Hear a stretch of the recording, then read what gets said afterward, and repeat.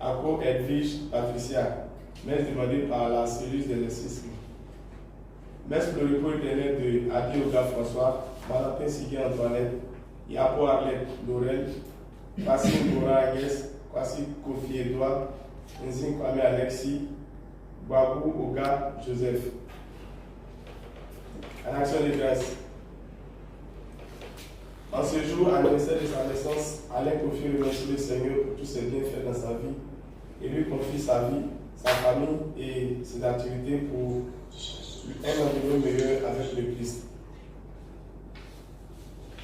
Zéia Marie-Laure offre cette messe au Seigneur pour sa guérison et lui demande aide, assistance et protection par l'intercession de la très sainte Vierge Marie. Atiwa Akisi Pelagi offre cette messe au Seigneur pour sa délivrance et lui demande aide, assistance et protection par l'intercession de la très sainte Vierge Marie. Akafu Bokwa Cécile offre cette messe au Seigneur pour le bon déroulement de son accouchement et lui demande aide, assistance et protection par l'intercession de la très sainte Vierge Marie. Kofi Didier offre cette messe au Seigneur pour une restauration totale et lui demande aide, assistance et protection par l'intercession de la très sainte Vierge Marie. Madame Adou offre cette messe au Seigneur pour la délivrance du groupe Adou et lui demande aide, assistance et protection par l'intercession de la très sainte Vierge Marie. Soulagement et délivrance des victimes du coronavirus, messe demandée par la cellule d'exorcisme. Merci et bonne célébration et caresse à tous.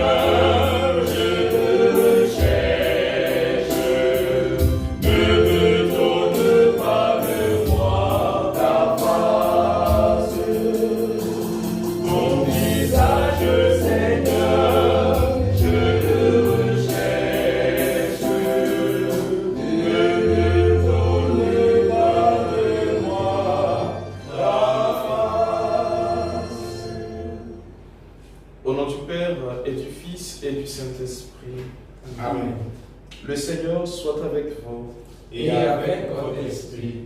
Préparons-nous à la célébration de cette Eucharistie en reconnaissant que nous sommes pécheurs.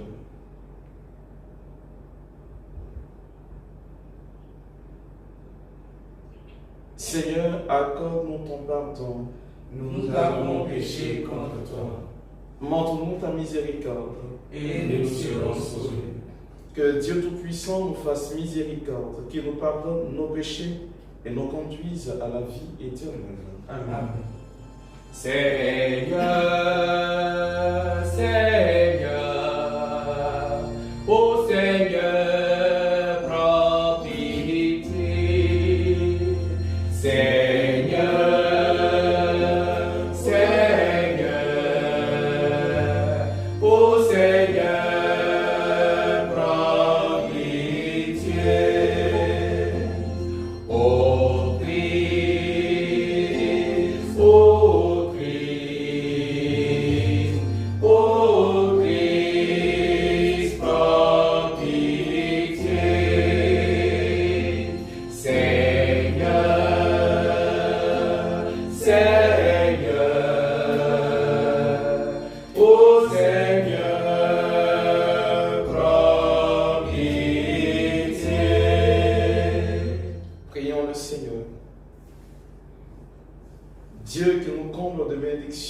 par la richesse infinie de ta grâce. Fais-nous quitter ce qui ne peut que vieillir. Fais-nous entrer dans ce qui est nouveau, et nous serons préparés à la gloire du royaume. Par Jésus-Christ, ton Fils, notre Seigneur, notre Dieu, qui règne avec toi et le Saint-Esprit, maintenant et pour les siècles des siècles. Amen.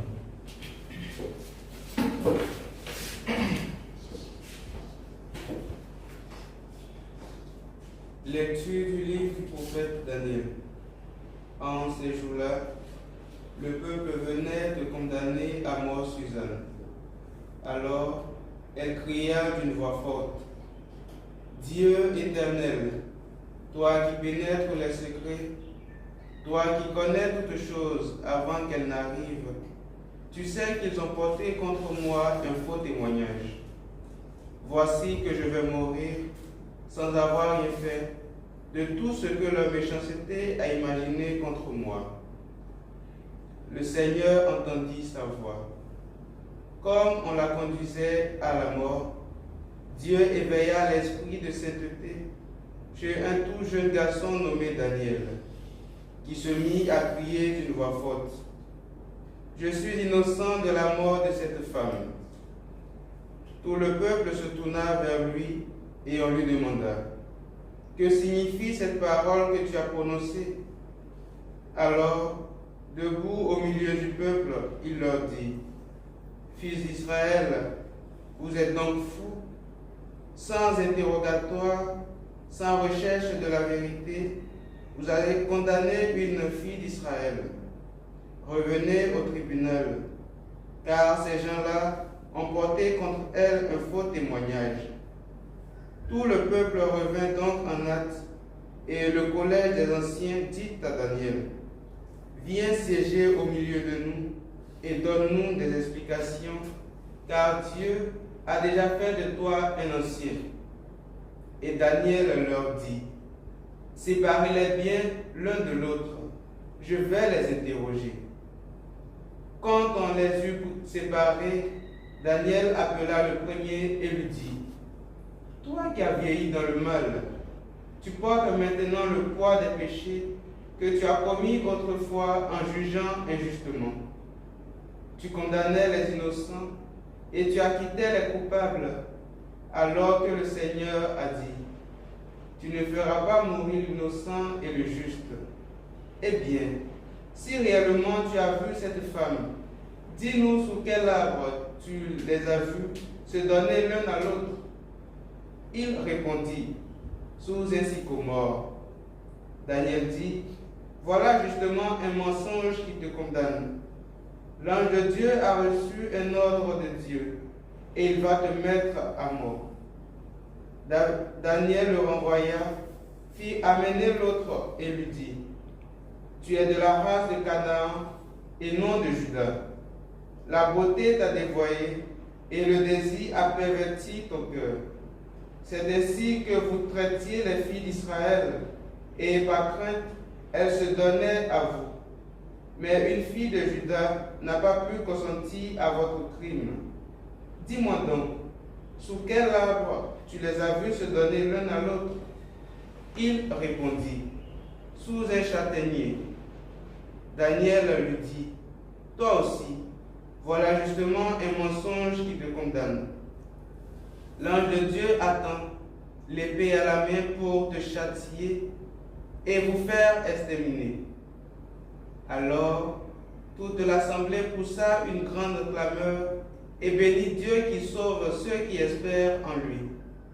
Puis elle se retourna contre les deux anciens que Daniel avait convaincus de faux témoignages par leur propre bouche. Conformément à la loi de Moïse, on les fit subir la peine que leur méchanceté avait imaginée contre leur prochain. On les mit à mort. Et ce jour-là, une fille innocente fut épargnée. Parole du Seigneur.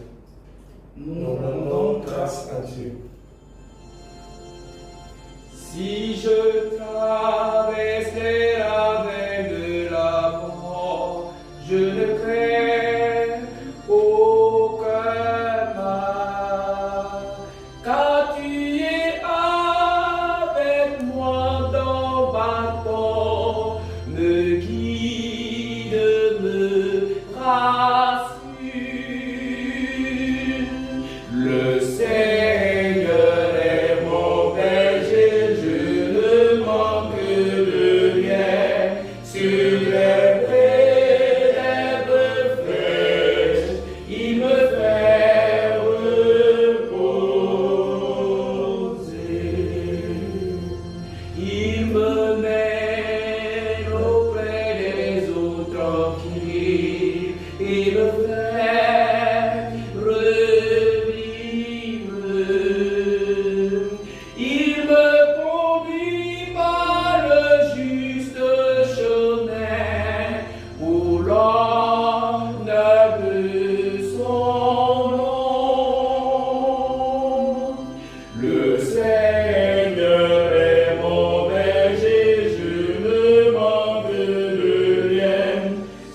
lui est près d'herbes fraîches, il me fait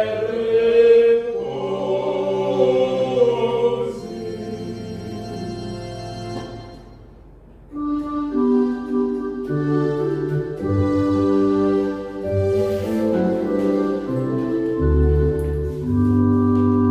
Ta parole, Seigneur, est vérité,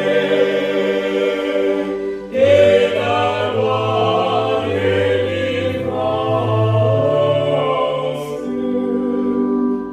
Je ne prends pas plaisir à la mort du méchant, dit le Seigneur, qu'il se détourne de sa conduite et qu'il vive.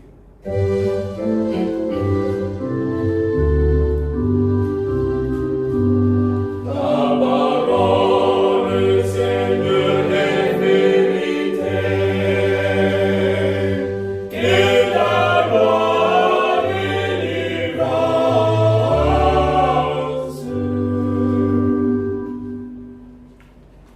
Le Seigneur soit avec vous. Et avec votre esprit. Évangile de Jésus-Christ selon Saint Jean. Gloire à toi, Seigneur.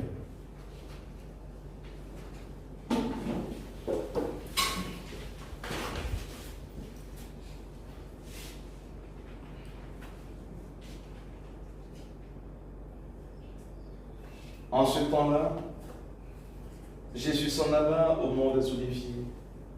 Dès l'aurore, il retourna au temple. Comme tout le peuple venait à lui, il s'assit et se mit à enseigner. Les scribes et les pharisiens lui amenèrent une femme, qu'on l'avait surprise en situation d'adultère. Ils la mettent au milieu et disent à Jésus, « Maître, cette femme a été surprise en flagrant délit d'adultère. Or, dans la loi, Moïse a ordonné de la lapider ces femmes-là. Et toi, que dis-tu » Il parlait ainsi pour le mettre à l'épreuve, afin de pouvoir l'accuser. Mais Jésus s'était abaissé, et du doigt il écrivait sur la terre. Comme on persistait à l'interroger, il se redressa et leur dit, « Celui d'entre vous qui est sans péché, qu'il soit le premier à lui jeter une pierre. » Et il se baissa de nouveau et il écrivait sur la terre. Eux, après avoir entendu cela, s'en allaient un par un, en commençant par les plus âgés. Jésus resta seul avec la femme toujours au milieu. Il se redressa et lui demanda, « Femme, où sont-ils donc? Personne ne t'a condamné ?»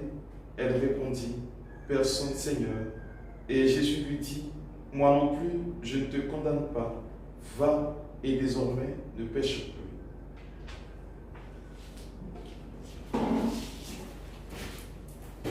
Acclamons la parole de Dieu. Louange à toi, Seigneur Jésus.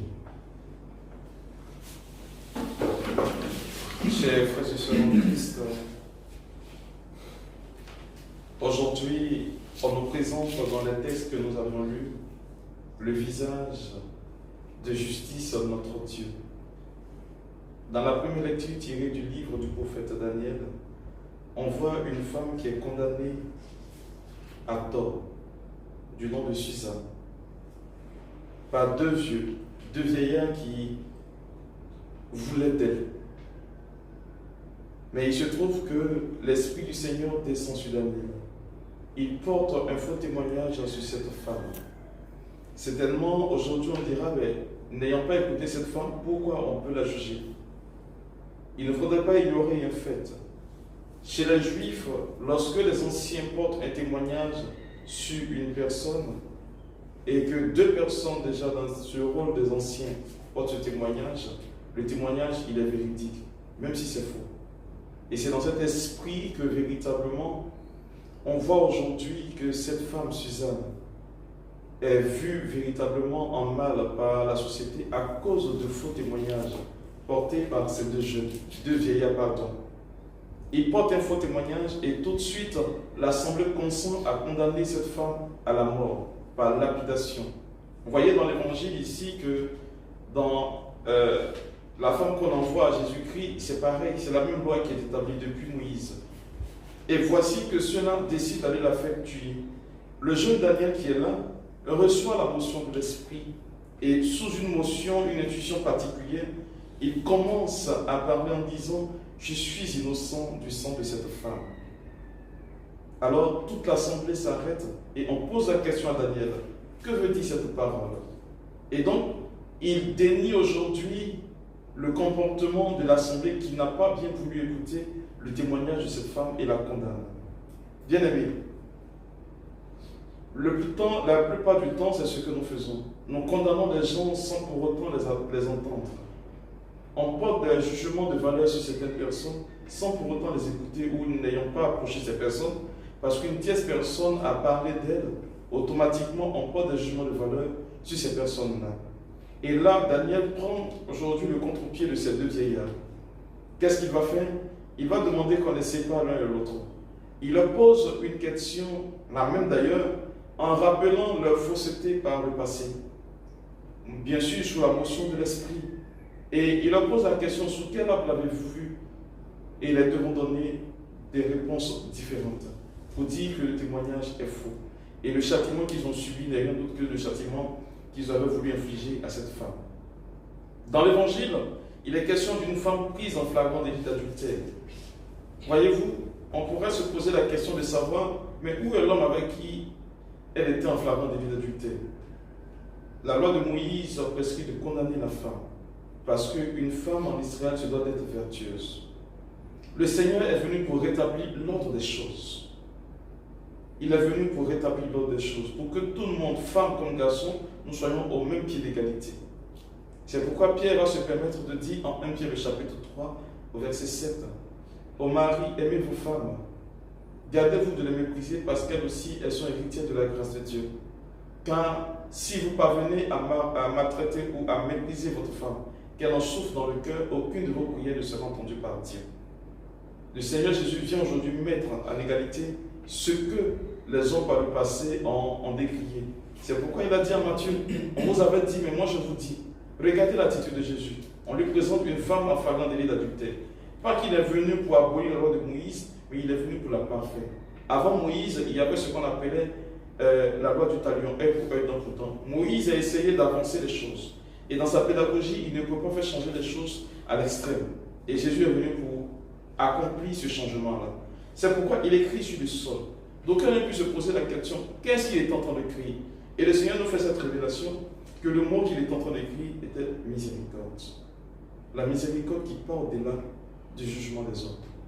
La miséricorde qui ne tient pas compte de ce que les hommes disent, mais de l'amour de Dieu. Car aujourd'hui, nous sommes prompts à accuser les autres.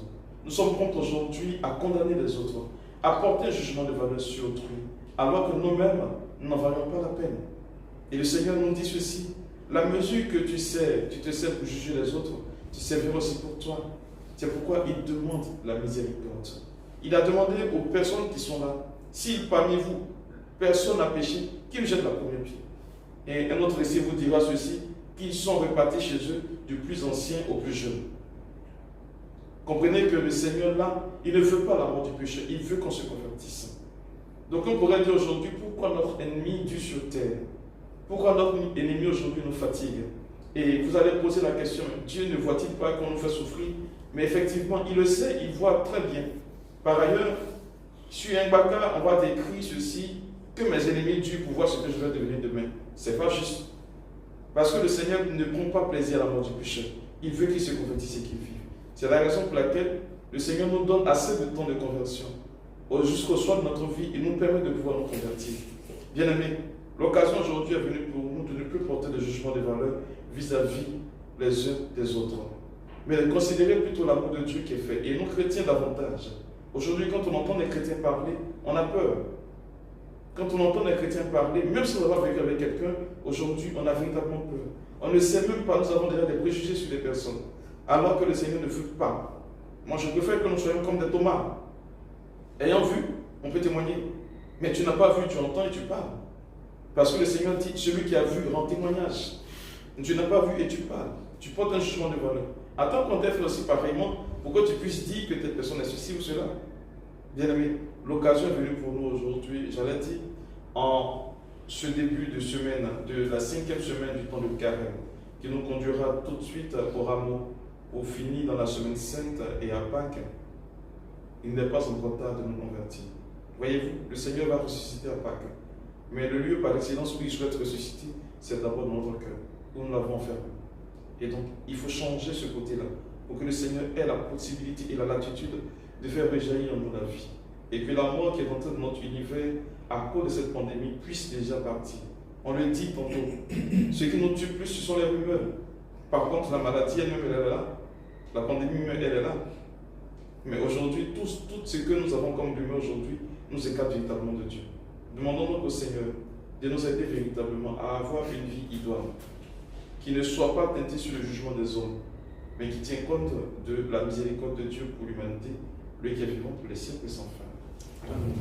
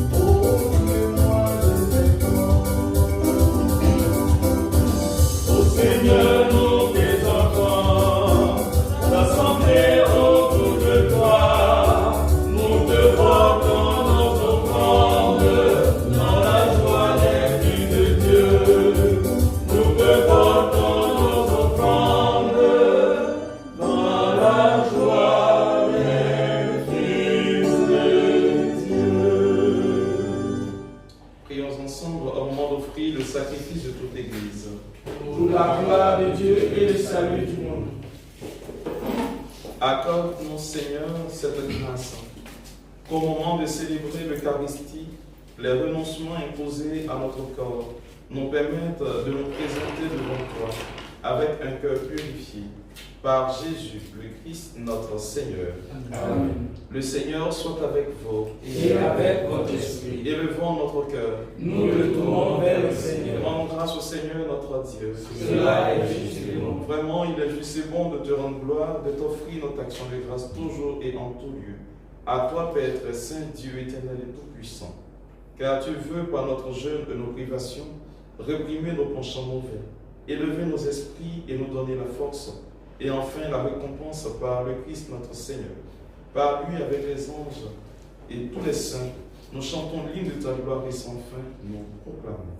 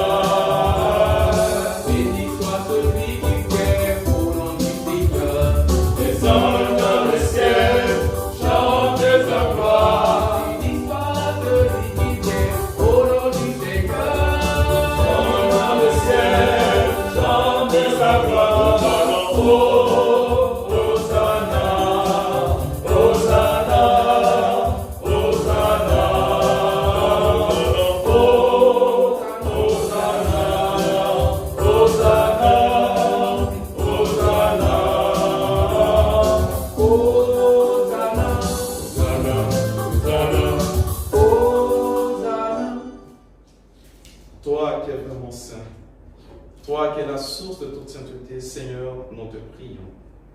Sanctifie ces offrandes en répandant sur elles ton esprit, qu'elles deviennent pour nous le corps et le sang de Jésus, le Christ, notre Seigneur. Au moment d'être livré et d'entrer librement dans sa passion, il prit le pain. Il rendit grâce. Il le rompit et le donna à ses disciples en disant, « Prenez et mangez-en tous. Ceci est mon corps livré pour vous. »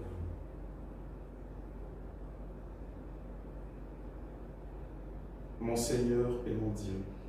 Mon Seigneur et mon Dieu.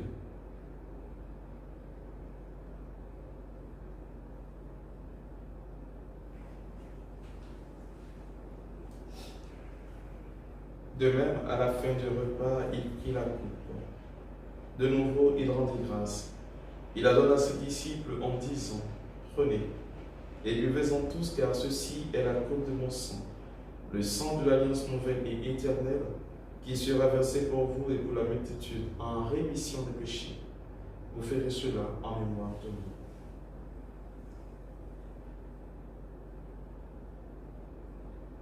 Mon Seigneur et mon Dieu. Mon Seigneur et mon Dieu.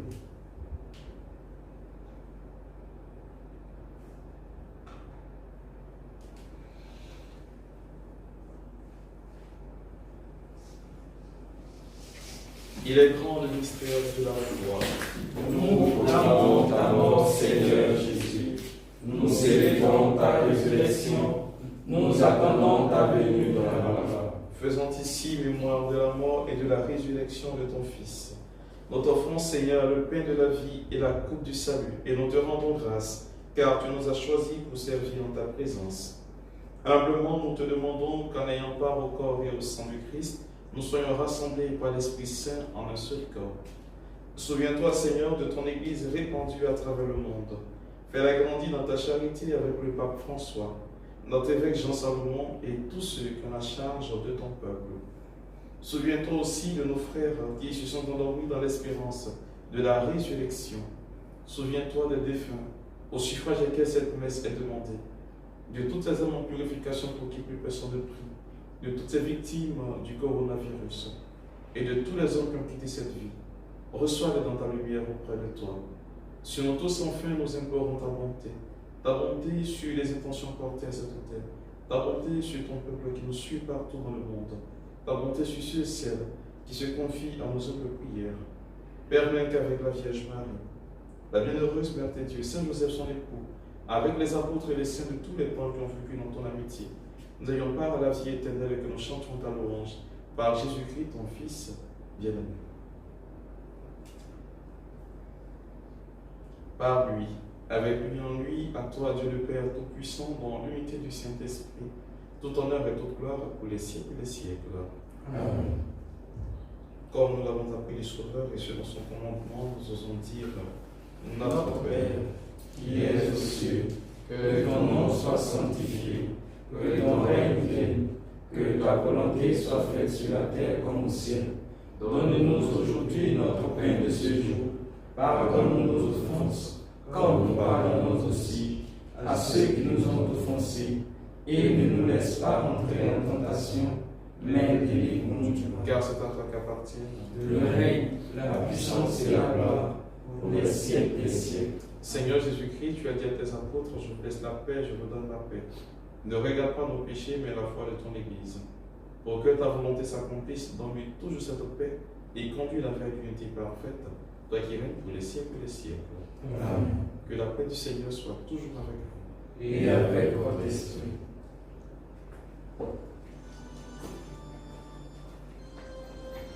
Agneau de Dieu qui enlève le péché du monde, prends pitié de nous. Agneau de Dieu qui enlève le péché du monde, prends pitié de nous. Agneau de Dieu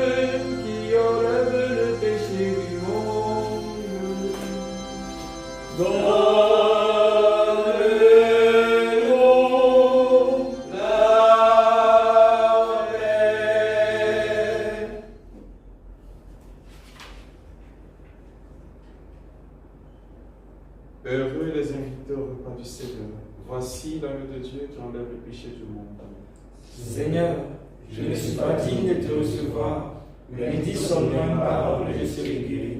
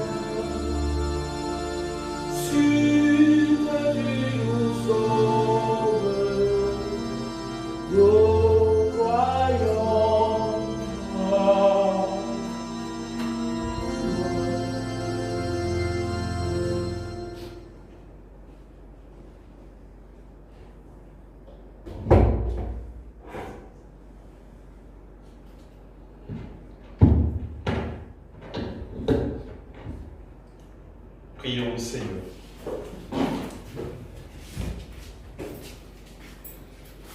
Déjà fortifiés par cette Eucharistie, nous te prions encore, Seigneur. Que ta grâce nous purifie de nos penchants mauvais et nous aide à marcher vers toi en suivant joyeusement le Christ, lui qui règne pour les siècles des siècles. Amen. Prière à Notre-Dame du Mont-Légion.